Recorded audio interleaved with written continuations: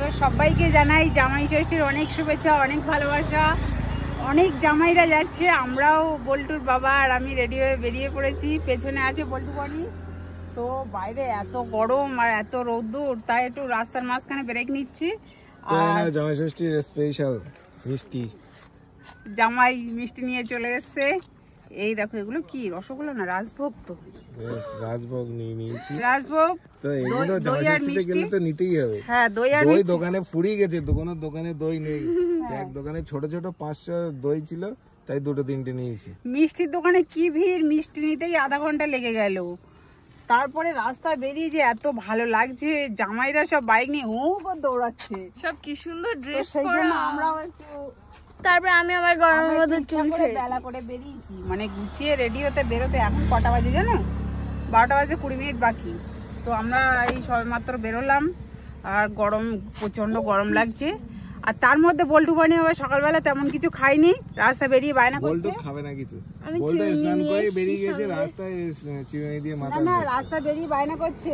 আর বনির অবস্থা দেখো, বনি বললো মা একটা ফুটি কিনে দাও।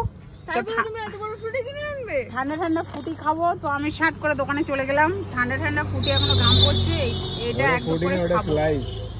ফুটি চেয়েছিলাম কিন্তু স্লাইস দিয়েছে, যাই হোক। তো বনিও ফুটি চেয়েছিল। তো এত গরম লাগছে, এই ঠান্ডাটা একটু করে খাবো, খেয়ে আবার এগোবো। আর হচ্ছে আরো অনেক কিছু নিয়েছি। বল্টু দোকানে গিয়ে বলছে এই কিনে দাও, বল্টু দাও, নাও। বল্টু কি কিনেছিস রে? অনেক কিছু কিনেছিস। বল্টুকে যদি নিয়ে গেছি দোকানে, বনি এটা ধরো, বল্টুকে যদি নিয়ে গেছি দোকানে, এটা কিনবো ওটা কিনবো, দেখো না কত কিছু কিনে নিয়েছে। আমার এক্সট্রা 200-250 টাকা খরচা করে দিয়েছে। এই নিয়েছে টাইম পাস করার জন্য মুগ ডালের চেন নিয়েছি, ওখানে গিয়ে নাকি খাবে, ওখানে যেন পাওয়া যায় না এমন একটা অবস্থা। আচ্ছা দেখো, আবার নিচে মুড়ি, মোবাইল মুড়ি। তাহলে এগুলো কি ওখানে গিয়ে খাবে না আজকের দিনে জামাই ষষ্ঠী স্পেশাল খাবার দাবার? ও জামাই ষষ্ঠী তো খাওয়া হয়ে গেলে তো হয়েই গেল।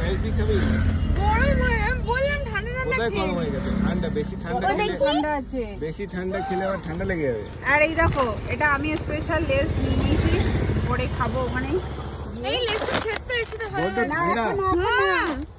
আর বল্টু স্পেশাল বায়না করে নিয়েছে, বল্টু নেবে না সেটা তো হতেই পারে না, কেশর বাদাম এটা নিয়েছে বল্টুর জন্য। তো এটা রাখো, এটা পরে খাবে। তো এইগুলো বলছো স্পেশাল করে আমার 300 টাকা মতো খরচা করিয়ে দিল। এখন খাবো এক ঢোক করে ফুটিটা ভেঙেছো? দেখি না, একটু দাও।